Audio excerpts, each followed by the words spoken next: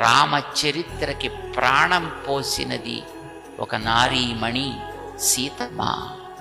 ఆ నారీమణిని స్మరించేట్టుగా మన ఊళ్ళో, మన సర్పవరంలో మా వెంకటాచార్యులు గారు పురాణం వంశం వారి యొక్క మర్యాద నిలబెడుతూ, వారు ఎప్పుడో 1800 సంవత్సరంలో ఎప్పుడో, ఎందుకంటే అక్కడ తవ్వి తీసిన నాణేలు ఇందాక చూపించాడు మా వెంకటాచార్య స్వామి. ఆ నాణేల్లో కొన్ని నాణేలని పాలిష్ చేస్తే ఈస్ట్ ఇండియా కంపెనీ వాళ్ళు వేసిన 1 అణ ఉంది, దాని 1 అణ అని ఉంది దాని మీద. అణ అంటే ఎంతో తెలిసిన ఆ రోజుల్లో $16.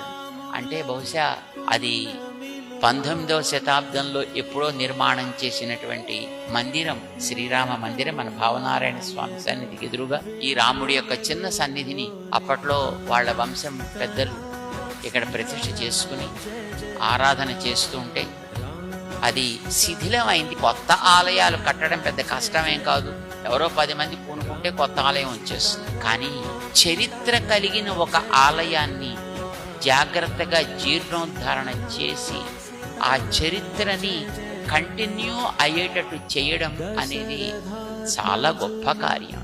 గొప్పతనం దేన్ని బట్టి, ఎవరికైనా ఎంత వెనకాతల చరిత్ర ఉంటే అంత గొప్పదవుతుంది. ఇప్పుడు మన గుళ్ళో, ఇప్పుడు మన ఈ పురాణం వారి యొక్క ఈ ఆలయంలో ఆ విగ్రహాలని తీసి పారేసి ఎందుకండి అప్పడబోవి చక్కగా కొత్తగా తయారు చేయించుకుందామండి, తయారు చేయించుకోవచ్చును. కానీ అలా చేయలేదు ఆయన పని. ఆ పాత మూర్తులకే ఎక్కడెక్కడ అవసరం చిన్న చిన్న టచ్అప్ చేసి అదే మూర్తులు మళ్ళీ మనకు ఉండాలి.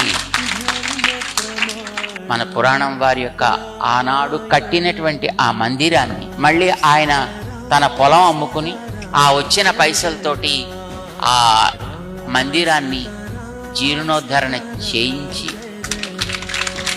దాన్ని మళ్ళీ ఇప్పుడు ప్రతిష్ఠా కార్యక్రమాన్ని చేయిస్తుంది. పూర్వుల చరిత్ర ఉండాలి, దానికి మనం సంరక్షకులం కావాలి అనే ఒక పట్టుదలతోటి ఆ పనిని ఆయన చేస్తున్నాడు. ఆయన అందుకోసం వచ్చాం మేము ఇక్కడ.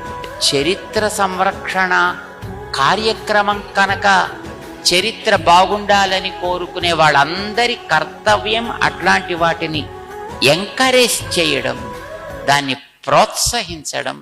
అందుకోసం మేము వచ్చామండి ఇక్కడ.